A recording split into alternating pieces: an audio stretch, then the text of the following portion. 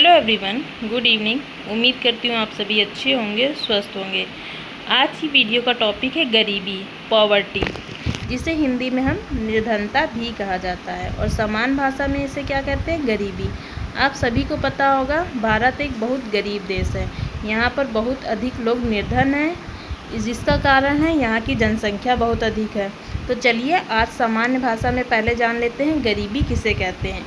जो व्यक्ति अपने आधारभूत आवश्यकताओं की पूर्ति नहीं कर पाता है वह व्यक्ति गरीब है। मतलब वो व्यक्ति गरीब है जिसकी मूलभूत आवश्यकता है, जैसे भोजन, वस्त्र, मकान की आवश्यकता पूरी नहीं हो रही है। पहले भोजन और वस्त्र, मकान को मूलभूत आवश्यकता के अंतर्गत रखा जाता था, परंतु अब इसमें दो चीज़ें और शामिल कर दी गई है, जो है स्वास्थ्य और शिक्षा संबंधी न्यूनतम आवश्यकताएँ। गरीबी के प्रकार जान लेते हैं। गरीबी दो प्रकार की होती है। पहली है निरपेक्ष गरीबी, दूसरी है सापेक्ष गरीबी। निरपेक्ष गरीबी उसे कहते हैं जिसमें हम अपनी मूलभूत आवश्यकताओं की पूर्ति भी नहीं कर पाते हैं, जहां व्यक्ति कैलोरी युक्त भोजन की पूर्ति नहीं कर पाता है। भारत में निरपेक्ष गरीबी सर्वाधिक है। भारत में कौन सी गरीबी सर्वाधिक है? तो निरपेक्ष गरीबी सर्वाधिक है। और सापेक्ष गरीबी किसे कहते हैं? एक व्यक्ति का दूसरे व्यक्ति से तुलना करना, मतलब एक व्यक्ति का दूसरे व्यक्ति के सापेक्ष गरीब होना।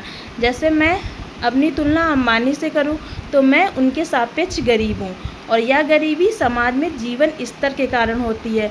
जैसे अंबानी का लाइफस्टाइल दूसरा होगा और मेरा लाइफस्टाइल दूसरा है, ठीक है। और जो सापेक्ष गरीबी है इसे कभी ख़त्म नहीं किया जा सकता। जिसका कारण क्या है? क्योंकि ये मानसिक तौर से होती है, क्योंकि हम दिमाग में सोचते हैं कि हम उसकी तुलना में गरीब हैं, ठीक है। विश्व बैंक, वर्ल्ड बैंक निरपेक्ष व मानवीय गरीबी को दूर किया जा सकता है, किंतु सापेक्ष गरीबी को कभी भी ख़त्म नहीं किया जा सकता है, जैसा मैंने आपको इसका कारण बताया। और गरीब मापने के लिए दो सूचकांक का प्रयोग किया जाता है। पहला है गिनी गुणांक, दूसरा है लॉरेंज वर्ग। आइए जान लेते हैं इन दोनों में क्या अंतर है और ये किस लिए प्रयोग किए जाते हैं। दोनों ही आय या धन के वितरण में असमानता को मापने के तरीके, मतलब इन दोनों का प्रयोग किया जाता है आय की असमानता को मापने के लिए।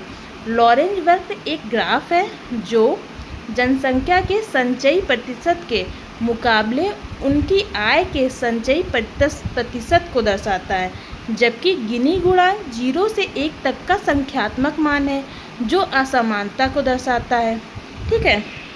नेक्स्ट आइए जान ले मानवीय गरीबी किसे कहते हैं। मानवीय गरीबी कैलोरी युक्त भोजन के साथ साथ शिक्षा, स्वास्थ्य, मकान, वस्त्र इत्यादि की पूर्ति नहीं हो पाती है, उस व्यक्ति को मानवीय गरीब कहा जाएगा। तो आइए, गरीबी भी चार प्रकार की होती है। एक है पूर्णता गरीबी, दूसरी है सामान्य गरीबी, तीसरी है चक्रीय गरीबी और चौथी है अनियमित गरीबी। आइए इसे समझ ले। ये एक ग्राफ बना हुआ है, इसमें ये दिया है पॉवर्टी लाइन। ये देखिए चारों में ये है पॉवर्टी लाइन आपकी, ठीक है। इसमें अगर आप देखेंगे पूर्णता गरीबी में, तो ये जो व्यक्ति है ये पॉवर्टी लाइन को क्रॉस नहीं कर पा रहा है, तो ये पूर्णता गरीब है। और सामान्य गरीबी में देखेंगे तो ये पॉवर्टी लाइन को क्रॉस करके फिर नीचे आ गया, तो इसे कहेंगे सामान्य गरीबी। चक्रीय गरीबी में क्या होता है? व्यक्ति पॉवर्टी लाइन को क्रॉस करता है, फिर नीचे आता है, फिर ऊपर जाता है, फिर नीचे आता है, तो इसे कहेंगे चक्रीय गरीबी। अनियमित गरीबी क्या होता है? व्यक्ति पॉवर्टी लाइन से ऊपर ही है पर वो एकदम से नीचे आता है, फिर ऊपर जाता है, तो इसे क्या कहेंगे? अनियमित गरीबी कहेंगे। उम्मीद है आपको समझ में आया होगा। आइए जान लेते हैं निर्धनता का दुष्चक्र किसे कहते हैं। पॉवर्टी ऑफ ट्रैप, इसकी जो अवधारणा है उसे नक्स ने दिया था। एक पीढ़ी से दूसरी पीढ़ी गरीबी का हस्तांतरण होता है और व्यक्ति उसी में फंसा रह जाता है। जब व्यक्ति क्या होता है, एक पीढ़ी से दूसरी पीढ़ी, जैसे मैं हूँ, मेरे बच्चे होंगे, मेरे बच्चे के बच्चे होंगे, वो भी गरीब रह जाए, एक पीढ़ी से दूसरी पीढ़ी तक क्या हो, गरीबी का हस्तांतरण होता है, तो इसे क्या कहेंगे? निर्धनता का दुष्चक्र कहेंगे। ये एक चक्र के समान चलता है। जैसे अभी बेरोजगारी है, देन निम्न आय, निम्न जीवन स्तर, निम्न उत्पादकता, बचत व निवेश की कम मात्रा और आर्थिक विकास दर कम। ये क्या है? ये हमेशा चक्र की तरह चलता रहेगा, तो इसे क्या कहते हैं? निर्धनता का दुष्चक्र। आइए जान लेते हैं निर्धनता के कारण। निर्धनता का कारण क्या है? पहली है बढ़ती जनसंख्या। भारत में आप सभी को पता है जनसंख्या बहुत है, चीन को पीछे छोड़ दिया है भारत ने। देन यहाँ पर बेरोजगारी भी बहुत है, आय का स्तर निम्न है, गरीबी का दुष्चक्र है, कौशल की कमी है, यहाँ व्यक्ति जो है अनस्किल्ड है, आय का असमान वितरण है और पूंजी का भी अभाव है। ये क्या है? गरीबी के कारण है। गरीबी की गणना करने के लिए बनाई गई समितियों के बारे में जान लेते हैं। सबसे पहले जो गरीबी की गणना की गई थी वो दादा भाई नौरोजी द्वारा की गई थी। Poverty and un British rule in India में गरीबी की अवधारणा दादा भाई नौरोजी द्वारा दी गई। रथ व दांडेकर 1971 में गरीबी कैलोरी के आधार पर गरीबी की गणना की थी। इन्होंने क्या? कैलोरी को आधार माना था। इनके अनुसार ग्रामीण में अगर 2250 कैलोरी अगर व्यक्ति को मिल रहा है तो वो गरीब नहीं है, अगर इससे नीचे मिल रहा है तो वो गरीब है। और शहरों में भी इन्होंने 2250 कैलोरी मात्रा ही बताई है। अगर एक व्यक्ति को 2250 कैलोरी का भोजन मिल रहा है तो क्या है? वो गरीब नहीं है। अगर इससे नीचे मिल रहा है तो वो व्यक्ति गरीब है। देन लकड़वाला समिति जो आई थी 1993 में, इन्होंने भी कैलोरी के आधार पर गरीबी की गणना की थी। इन्होंने ग्रामीण में 2400 कैलोरी बताई है और शहरों में 2100 कैलोरी। 2400 कैलोरी बताने का कारण ये है कि गांव में क्या होता है? व्यक्ति अधिक मेहनत करता है और शहरों में व्यक्ति इतना मेहनत नहीं करता। और इन्होंने जो गरीबी का कैलोरी के आधार पर गणना की उसका जो आधार बताया वो है स्फीति, जिसे इन्फ्लेशन कहते हैं। और दूसरा है सुरेश तेंदुलकर समिति आई जो 2005 में आई।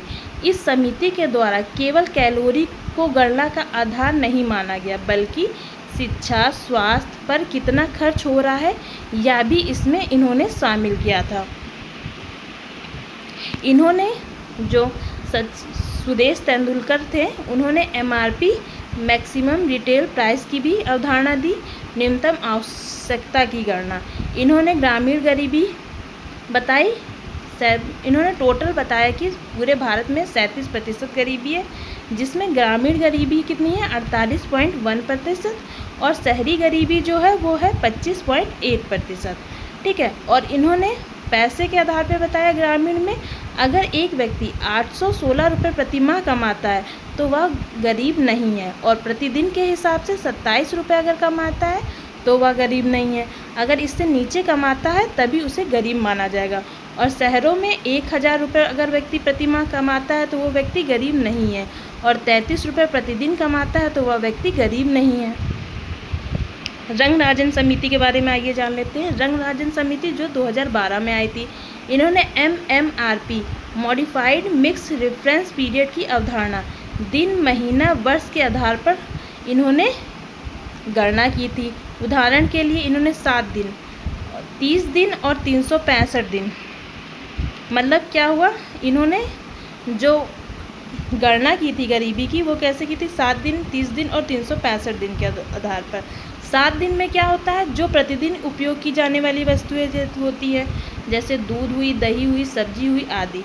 और 30 दिन के अंतर्गत महीने में होने वाला खर्च जैसे स्वास्थ्य, शिक्षा, दाल, चावल आदि। और 365 दिन मतलब एक साल में।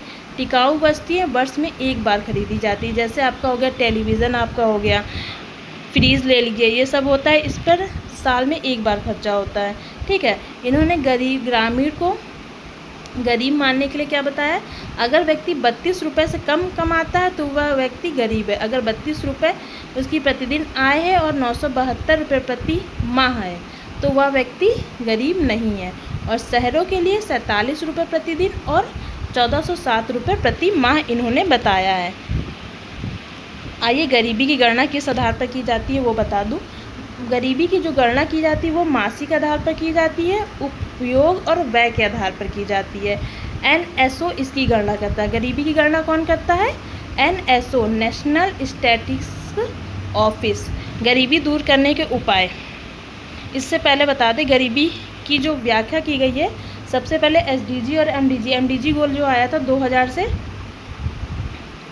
2015 तक है ना, और जो SDG है 2015 से 2030 तक है। इसमें पहला जो गोल है वो क्या है? गरीबी की बात करता है। और MDG में भी जो पहला गोल है वो क्या कहता है?